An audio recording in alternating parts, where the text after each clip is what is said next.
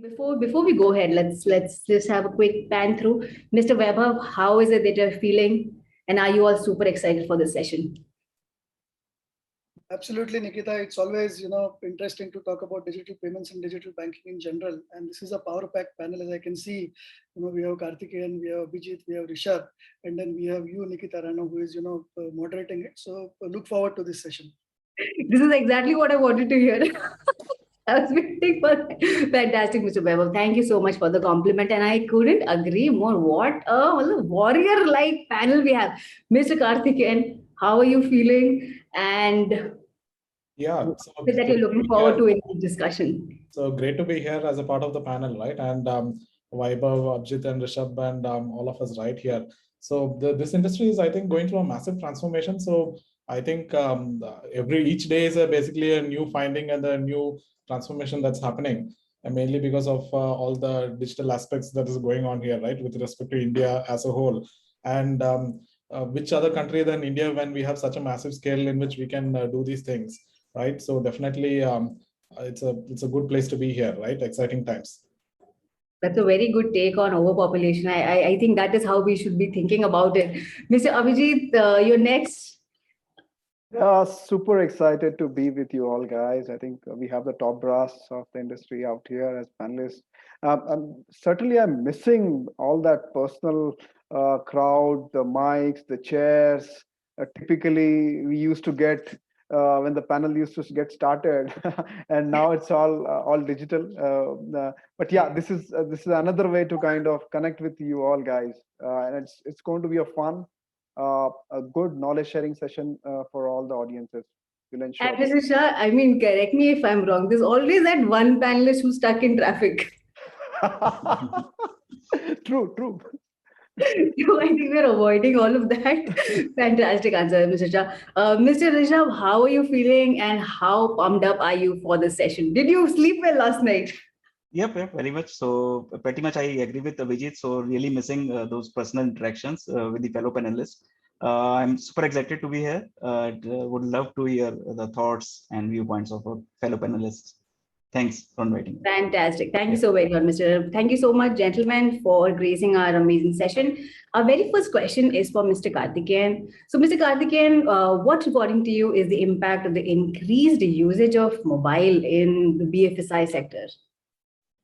Yeah, so I think we are at this juncture mainly because of the penetration of mobile services in India, right?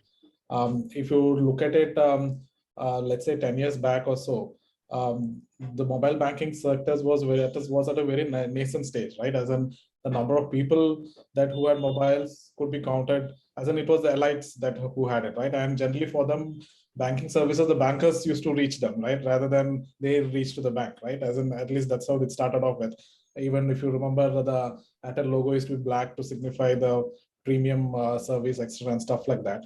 So, yeah, so there has been a massive transformation because of that, and along with that, technology with respect to 3G first, and then 4G, and because of the massive scale of the people at which the mobiles are being sold across the world, right? The costs are coming down, and the accessibility of the technology to people is also increasing rapidly, right?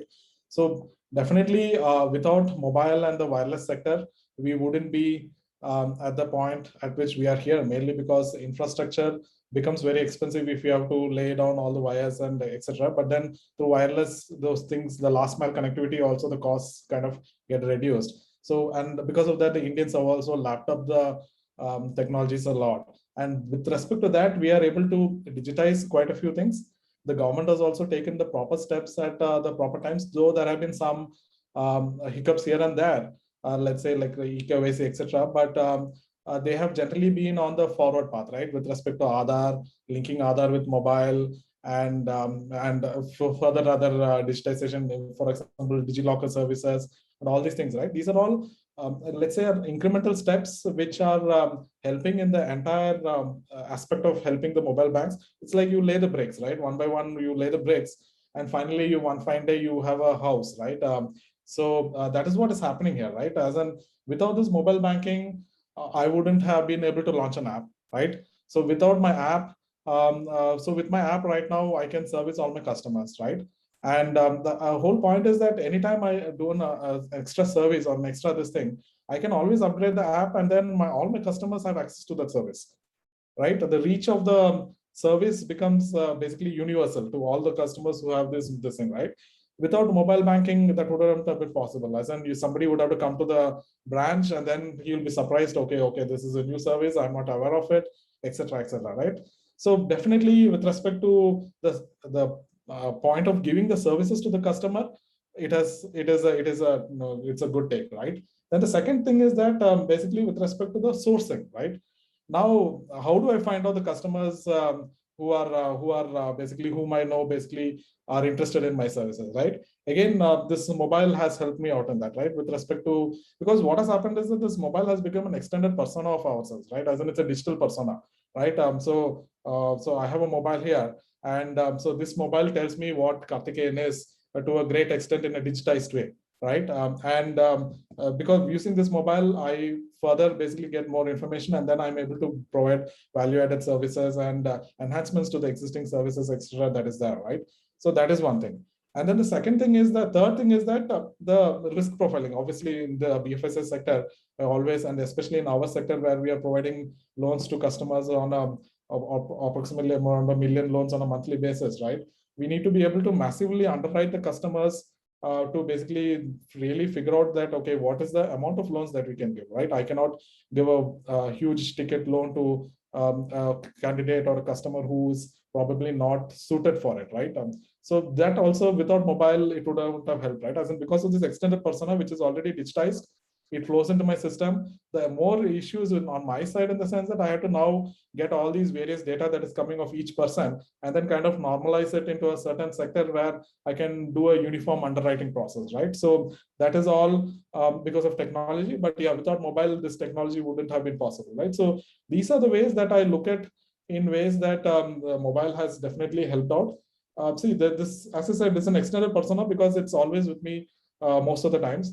Generally, these days, nowadays, I think we have this thing called wearables also, which are with us even longer, right? As in, it's there with me even while I'm sleeping, right? Even probably it doesn't leave me; it's with me 24 hours. My mobile is probably with me 18 hours, right? So I think maybe in the future, 10 years down the road, the services would be from whatever is there over here rather than maybe on the mobile, right? We don't know. So, anyways, it's exciting times, and definitely, yeah.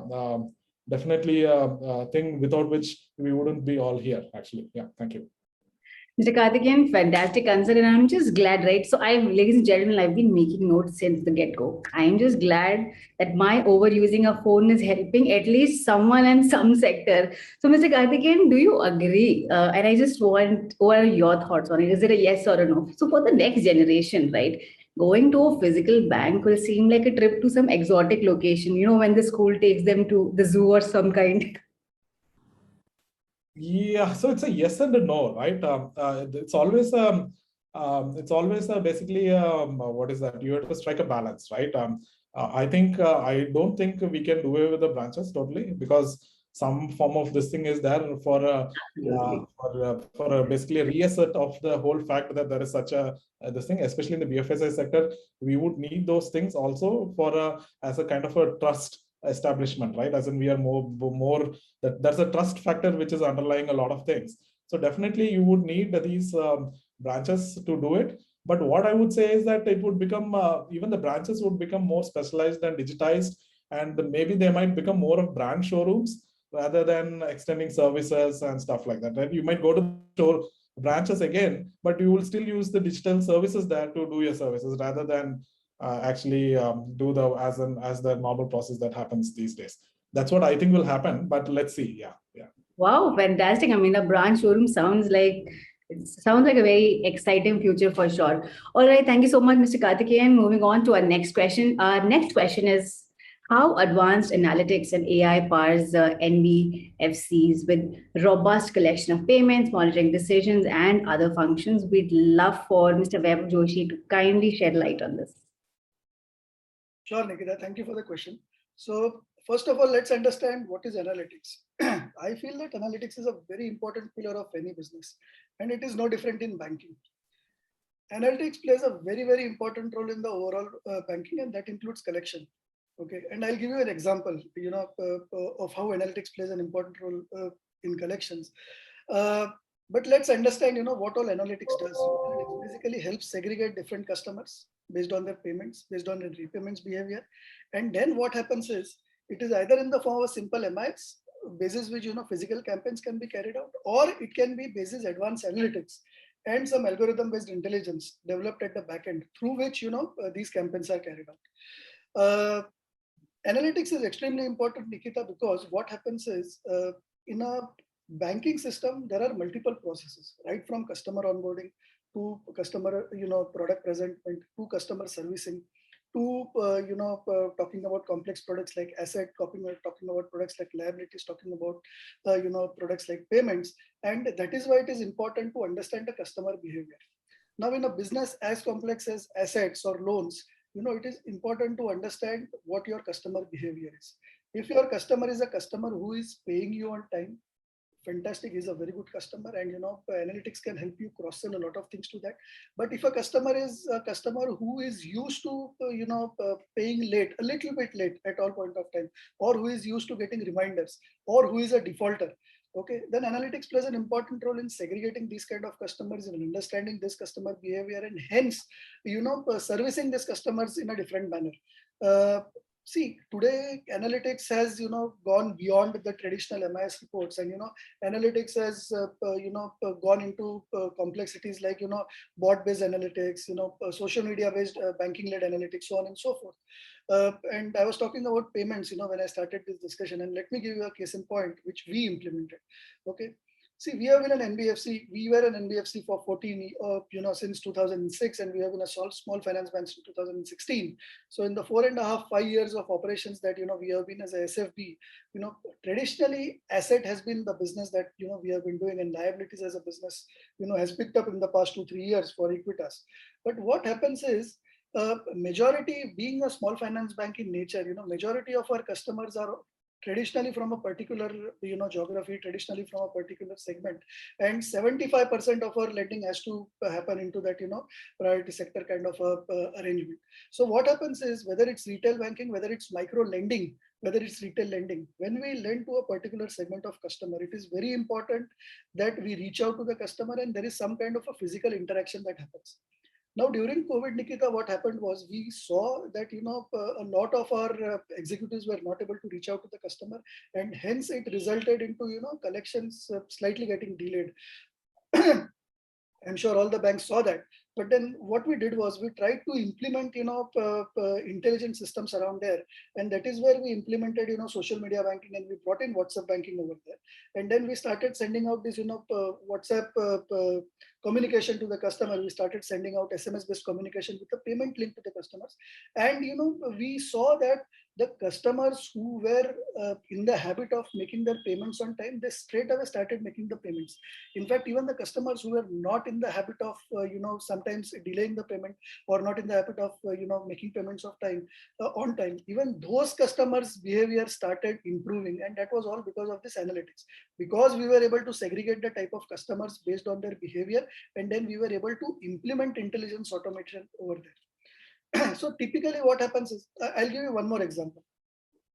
See, when I'm onboarding a particular customer, and today, neo banking is the buzz. So, Karthikeyan was mentioning, and you asked him a question that, whether the next generation is going to go to a branch or not. So, with the context to that, I'll give you an example. So, I launched a couple of neo banks. In fact, today we launched our second neo bank. And what happens is, in a neo bank, it's a complete digital only journey. So the customer actually, engages with you digitally. The onboarding happens digitally. There are some 8 to 10 steps that the customer has to pass through, after which his account gets opened. So if you go to my website today, or if you download one of the neobanks that we have launched, digitally you can open an account without doing a physical KYC. Now, what happens is, there are certain steps over there. So there is a name validation, there is a birth date validation, there is an email ID verification, there is a mobile number OTP verification, there is a PAN verification, Aadhaar verification, so on and so forth. Now, how we use analytics over there, Nikita, is at every step there is a sensor that has been kept in, and I'm using the word sensor so the audience can understand. Okay, so that sensor actually kind of identifies how much a user is spending, how much time is a user spending on that particular point. Okay, to fill that particular information, how much time is the system taking to fetch that particular information, and how much time is the total end-to-end process of 10 steps been taken. How many users are dropping at a particular step, and how many users are going beyond that step to go on to completely finish the customer onboarding journey and thereby create an account. Now, when that happens, that analytics helps us plug the gaps to understand if at a certain point, if a certain point is taking more time than it should require, if users are facing issue at a certain point, and that helps us improve the product. Okay, so a couple of these examples from the banking side. Nikita, over to you. Thank you.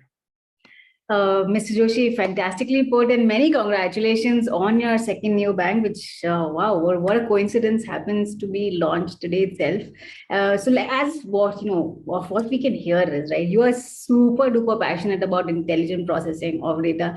And I know for a fact that you've given away so many examples, but one absolutely surprisingly fun result that analytics derives from customer data, if you could let us know. Sure. So, one of the most important example that I can give you is the cross-sell, specifically in the banking segment. Okay. Now, if I'm talking about millennials as a segment, if I'm talking about blue collar as a segment, if I'm talking about salaried as a segment, or if I'm talking about, pensioners as a segment, or if I'm talking about corporates, MSMEs, or merchants as a segment, what happens is it is extremely important to have a segment-wise offering. Okay, let me give you a case in point. So Nikita is my customer. If Nikita is my customer, Nikita is walking into which city are you from, Nikita? I'm from Mumbai. Okay, so you are from Mumbai. So let's say, Nikita is walking into Inorbit Mall, and she's on the second level of Inorbit Mall, and, she's going around doing some window shopping. So at that time, she has opened one of the apps, okay, which is powered by Equitas, and, she's doing something. So because I have your coordinates, I know that, where Nikita is, and what I can do is, basis your demographic profile, basis your profile, I can actually push notifications to you, I can push offers to you. Okay, the system can be so complex that a shop which is on the second floor of Inorbit Mall can understand what kind of customers, my target customers, are in this vicinity, and they can send you real-time offers. Assuming that Nikita likes fragrances. Okay, so a fragrance shop situated on the second floor of Inorbit Mall can actually send you a notification saying that, hey, walk into the shop for the next 30 minutes, 60 minutes, and you'll get a flat 15% off, on these range of fragrances. And that is what I mean by intelligence analytic based cross-sell. Fantastic answer, Mr. Joshi. I think what was more impressive was you said, name the city with so much confidence that I think you've got the malls noted down of every city possible. Fantastic. Thank you so much, Mr. Joshi, yet again. All right, moving on to our next question. Our next question is from Mr. Abhijit Shah. And the question is, Mr. Abhijit, what do you think is the impact of AI and ML on the various banking functions? One is, I think, a very good overview that Vaibhav gave with regards to how the AI has been kind of getting into the crux of making the sales, making the offers. If I was to kind of take a step back and kind of use some statistics around one of the report that I was recently going through from Gartner, it was talking about if the brands are not doing, or rather providing a hyper personalized kind of a service with their customers, they are having a risk of losing almost 38% of their customer base. And again, on the contrary, they again mentioned that 80% of the customers are likely to purchase from the companies who are making these hyper personalized kind of offers. So I mean, if you really need to have that cutting edge, you certainly want to kind of make that thing available for the customer. And typically it's about the three things, right? I mean, it's about one, the convenience, a frictionless experience to the customer. Second is about the customer understanding, the deep understanding of that customer. And third is about the emotional engagement that you do with the customer.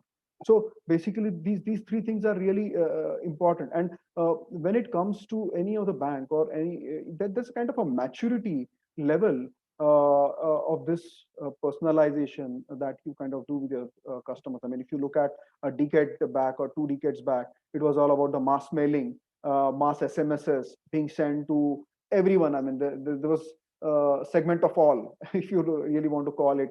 And then whoever comes back, you kind of start offering them.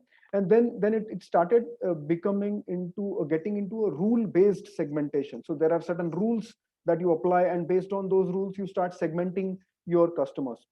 In fact, the next step that we saw, I mean, over this journey was the omni-channel optimization, and post that it was about the behavioral recommendation. When I say behavioral recommendation, you understand the nuances, the behavior of that particular customer. I'll come to that shortly, what exactly I mean. And finally, today, if you really look at it, it's all about the predictive personalization. I mean, we are getting into the predictive models. So all the artificial intelligence and the machine learning models that are coming are predictive in nature. They do prescribe what needs to be done specifically with the customer. Now, the most important thing out here is setting up the right context for the customer. When I say context, it's about creating a real-time customer profile. Now, there are multiple things that comes out here, right? I mean, one is the data that you already have about the customer. That data is more to do with the transaction data the customer is doing with you. The customer care data, he would be calling your customer, the call centers, that data is available to you. The sales calls that you're making to this customer, that data is in your organization. Now there is another set of organization which is data outside the organization, which is about the tax returns that the customer is paying out, the GST, the courier delivery data that his company might be providing to his customers as a company. Then provident fund related EP, if he's an individual, you can get the data about from the EPFO websites. So there are a lot of this external data that comes in play here. And third set of data is about the social footprint, that is a particular the belongingness to certain groups. He's following certain individuals, certain personalities, certain communities, his footprint on Facebook, his footprint on Twitter. So what I'm trying to tell you, Nikita, is basically all this kind of gets together as a 360-degree view of a customer. And on top of it is the real-time context. I mean, when I say real-time context, it's about where that person is physically located at that particular point in time. What is the event that a person is having? It might be his birthday, it might be his anniversary, it might be a festival in that particular location.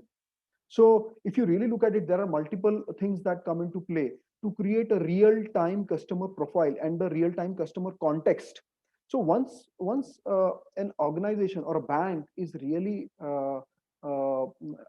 aware of this particular context of the customer, then it's able to make a targeted conversation with this person. So what banks are doing right now, they have an offer basket in hand, and this offer basket is going to be mapped onto individual customers basically, and the context that they are in. Now, when I'm saying a real-time customer profile, I'm actually referring to a segment of one principle. So we started with a segment of all, mass SMSs, mass emailers, and now we are coming down to segment of one, where I know precisely what this person needs at what point in time, and I make a very targeted interaction with him. So I'll give an example of what Cadbury's did. I mean, it's a non-banking example, but all the good things happen, or rather all the good technology happens in the retail industry first, and then it comes to our finance. So that's been the case almost always. But what Cadbury did was it created a very personalized ads which were specific to every location. So if you are opening that particular Cadbury ad in your location,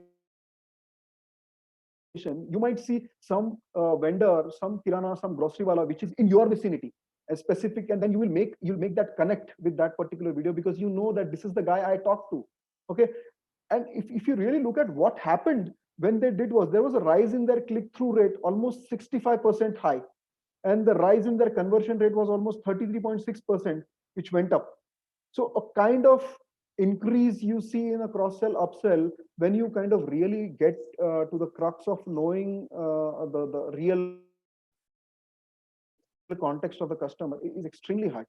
And with the kind of models that the banks are getting right now, I mean, it's no more conventional banking, right? It's all about a kind of a business model that I connect with some fintech partner, and with that fintech partner, I'm doing some business. A bank would kind of create with some payments bank and then create some business model. Now the data is too much. I mean, it's spread across multiple pieces. It's with the bank, it's with the partner, it's with the regulator, and now integrating all of that data together to form a personalized view for this customer is getting more complex. Mr. Shah, I mean, but yes, I think this is going to be the more exciting. Yeah, it's going to be more exciting times going forward.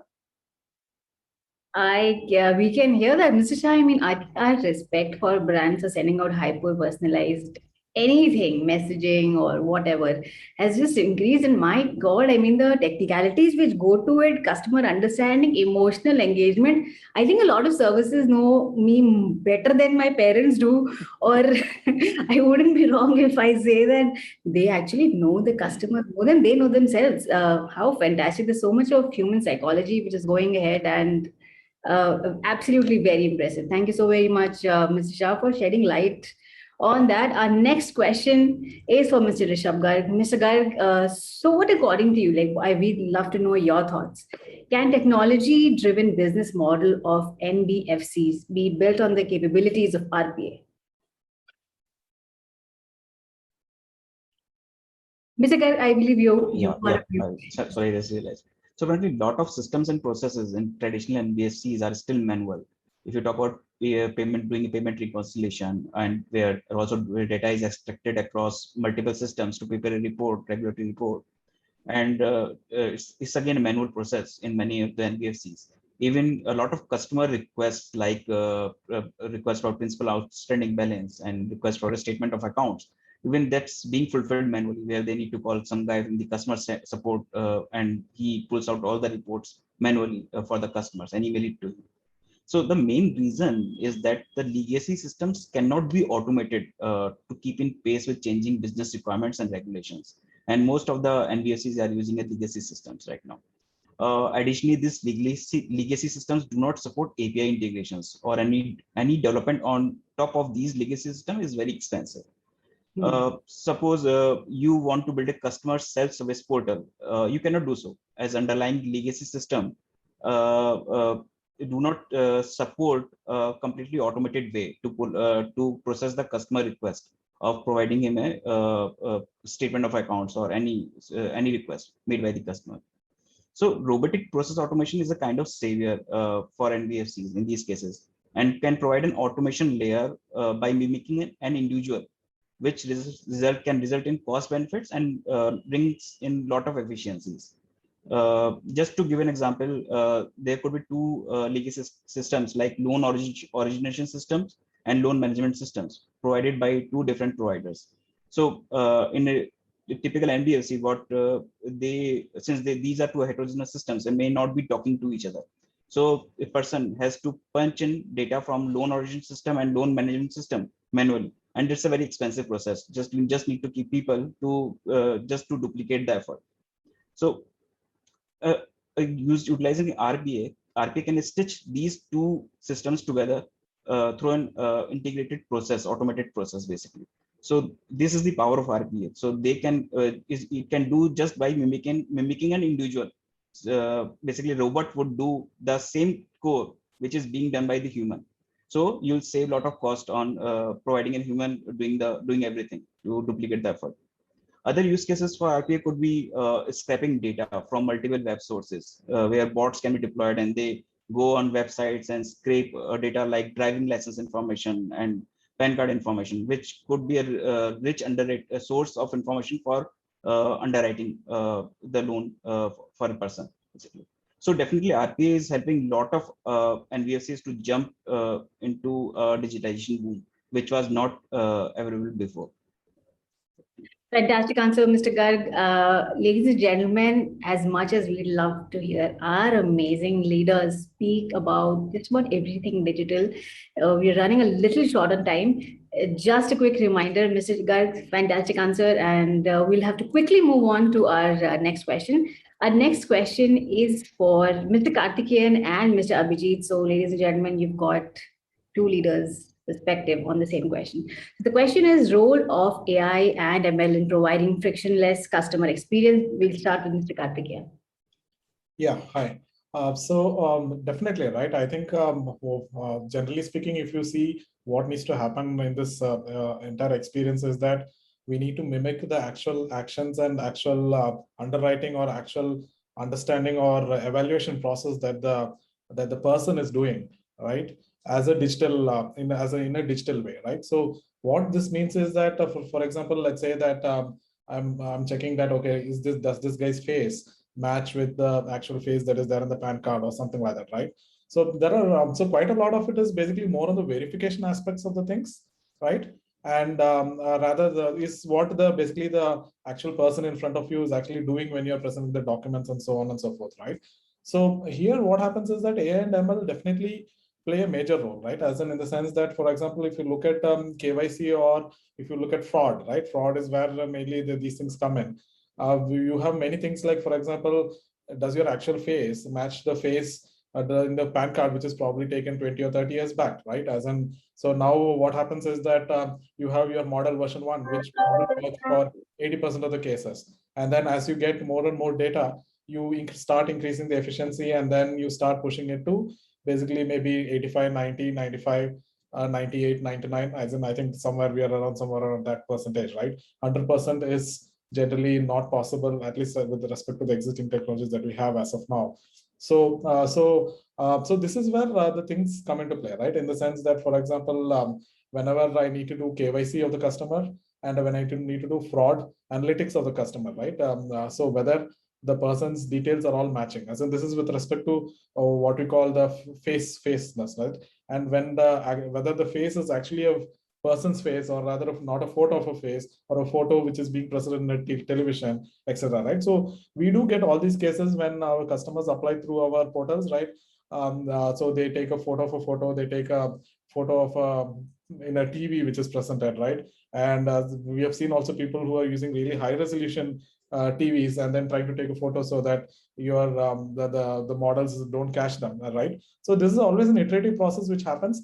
And definitely without AI and ML models, this wouldn't have been possible, right?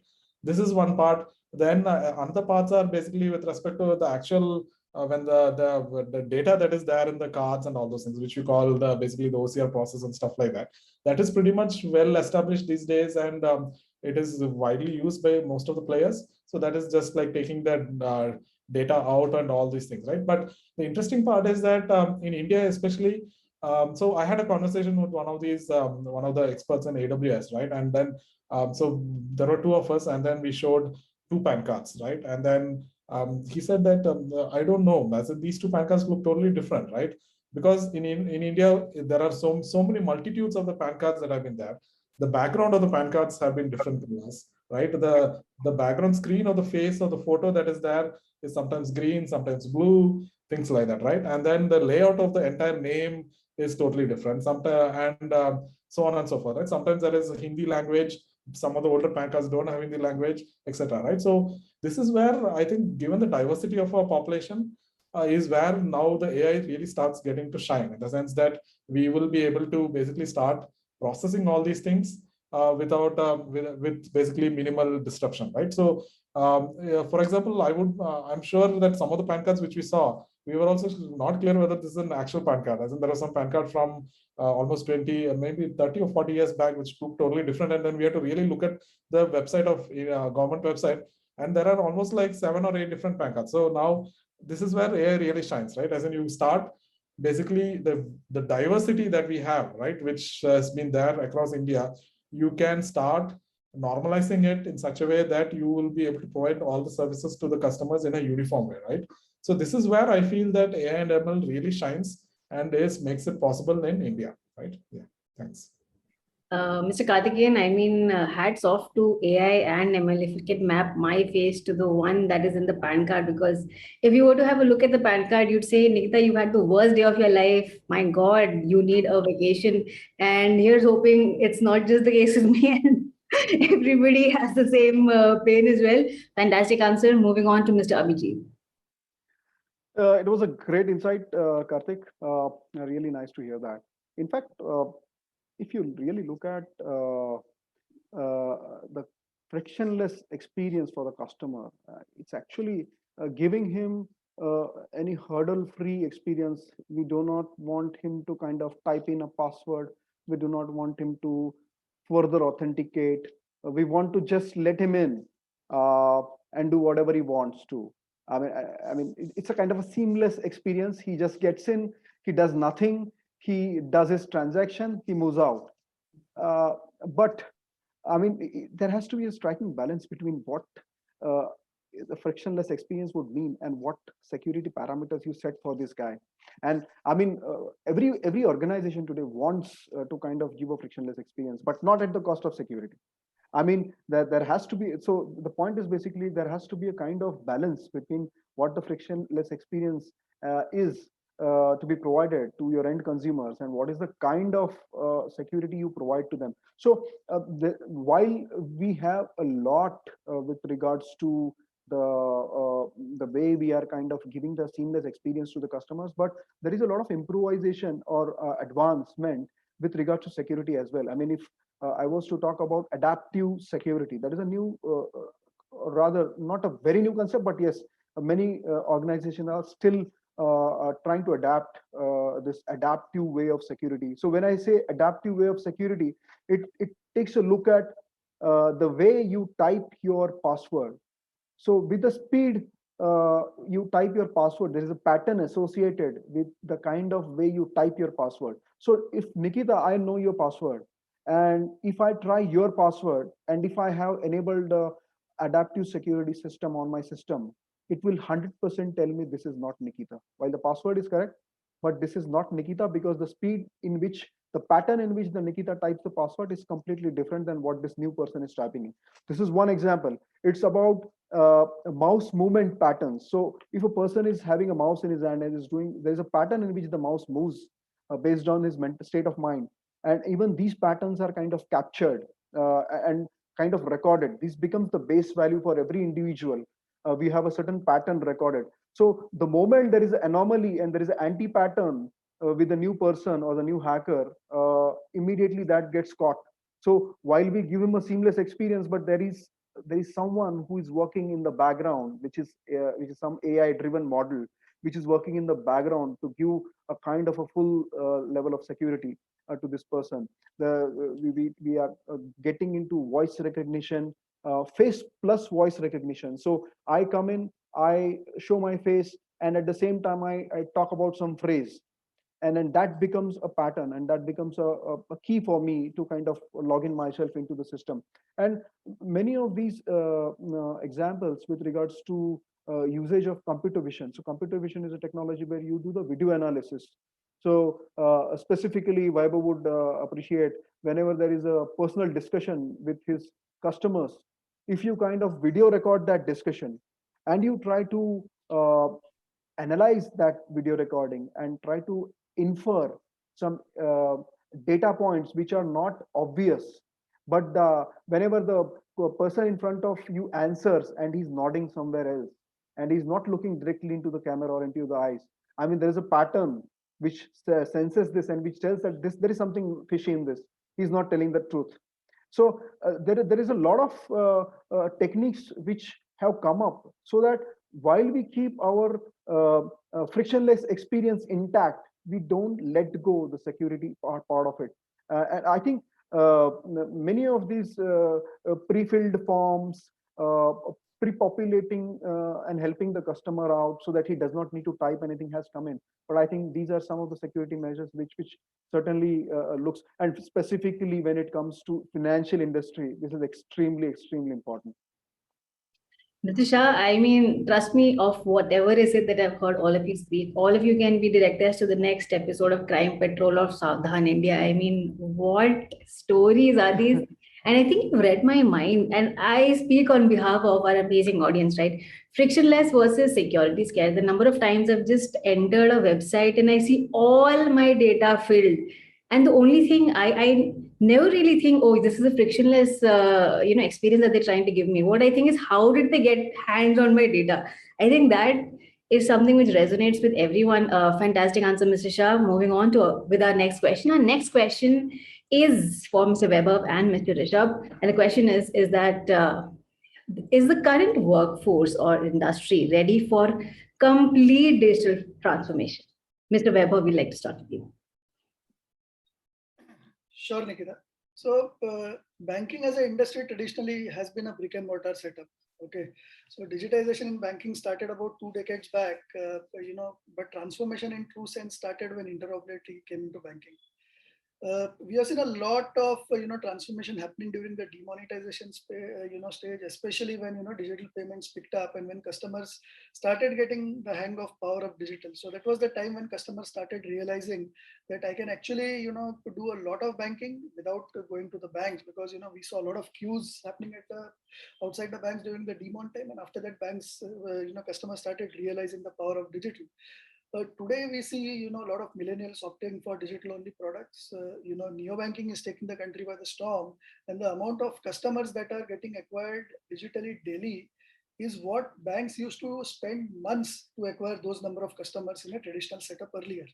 So the question whether the current workforce is ready to completely becoming digital or not is irrelevant, Nikita. The point is the current workforce has to transform itself digitally. If it doesn't, it is going to be replaced by a workforce which will be far more superior than the current workforce. The adoption of digital, I feel, is completely dynamic. Today's customers are used to more bots than they are used to humans. People like you and me, when we order on Swiggy, Zomato, or Amazon, if we have an issue, we straight away type a message and we get a response, and the issue or the query gets resolved. That is what is seeping into banking also today. How many of us today, take our debit card and call up the number and then, try to get our query resolved? Most of us get into our mobile banking app and, put down a query over here, and you want somebody to resolve that query for you. So I feel that digital is the only way forward, and, the workforce, not just the workforce, the entire industry has to go through this transformation journey. The process is learn, unlearn, relearn, and continuously keep on improvising, Nikita.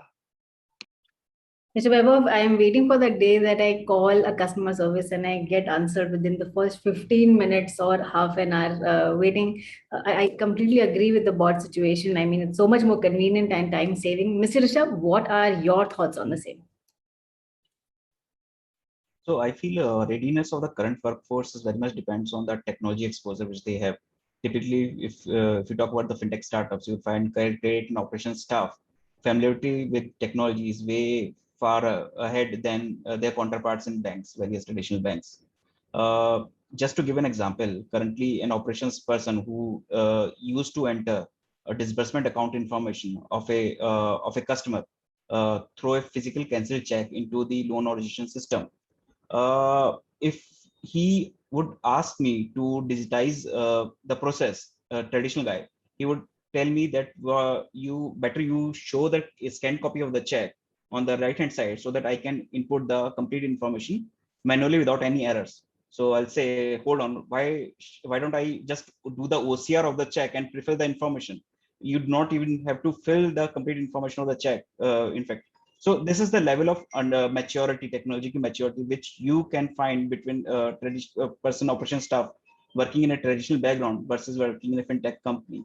So traditionally, people just want to digitize the complete manual process which they are doing instead of transforming the complete process in itself. So that's the ask for now. So people are more and more focusing on transforming the processes, existing processes, not just digitizing the existing manual processes. Fantastic. Yeah, please go ahead. Yeah, you can still find a lot of credit underwriters shifting through a lot of Excels or financial data. While all the information is being crunched by the system and it's in front of them, still they keep shifting on. Still they keep looking into the lot of trove of data in the Excels. So basically, they do not trust system, and they aren't very much comfortable with the system doing the complete underwriting for them. So that's the transformation attitude which we need right now. So main disconnect I feel is that IT teams barely interact with the ground staff or the operations staff right now.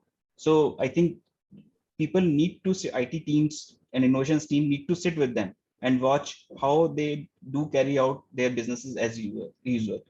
And this literacy is necessary basically. So as all these digital processes are becoming a commodity and more banks are kind of adopt these processes. So I think this digital literacy in the current workforce would improve over the time. Mr. Rishabh, fantastic answer. And just, extrapolating a point which you mentioned about Excel. My previous company, a very big boss of mine, had told me that, Nikita, no matter which position you are in, no matter what stage of life, the one programming language that you always should know is Excel. So fantastic answer. And I'm so happy that it's very surprising that even if the BFSI sector, right, you're using a rudimentary software as Excel, whereas you could have so many big databases. But great. So, gentlemen, we've got 2 more minutes and we've got an amazing, we'd like to read out certain comments and a question which is addressed to all of you. We've got Navratna Bora who writes, and super excited to see all panelists. And Navratna also asks one question. I'm not sure whether we had the chance, but the very first person who answers, please take it ahead. So the question is, how are you delivering information to those who need it, especially in the era where customers are becoming more empowered, the selective in their approach? What tools and technologies do you think a financial organization should be using to engage customers with a value-added service? So basically, Navratna is trying to ask, what tools and technologies do you think a financial organization should use to engage with customers? We'll take in one answer. Please, gentlemen, feel free to chime in. Okay, so let me, take a very generic response, give a very generic response to Navratna's question, rather than getting into the specifics of the tool. So Navratna, today the need of the hour is to provide omni-channel experience to the customer. Okay, so it doesn't matter, what tools you use, but an omni-channel experience is what needs to be given to the customer. Today, tools are available, and with the power of AI, ML, there is enough data, enough intelligence that are available with the financial institutions to understand the consumer behavior, right from understanding where the consumer is going to default, or right from to when he's going to pay or not pay. And as far as communication is concerned, so social media has come up as a very interesting channel. Of course, there is voice, there is SMS, then there is relationship managers, and then there is the standard traditional brick and mortar setup as well. But then there is email as well. But having said that, omni-channel is the way forward. Thank you so very much, Mr. Weber, for taking up that answer. And I'd like to quote our next audience member. The name is K. Vittal Shetty. Exactly what I was thinking. An amazing, great session. This is for all our amazing leaders. And Ashish Mohapatra writes, and fantastic to hear that we exhibit patterns in the way that we type or move the mouse. And that itself could be a data point towards advanced security. What a point to end the session with. Fantastic. Thank you so very much. What an amazing panel that was. Thank you so much.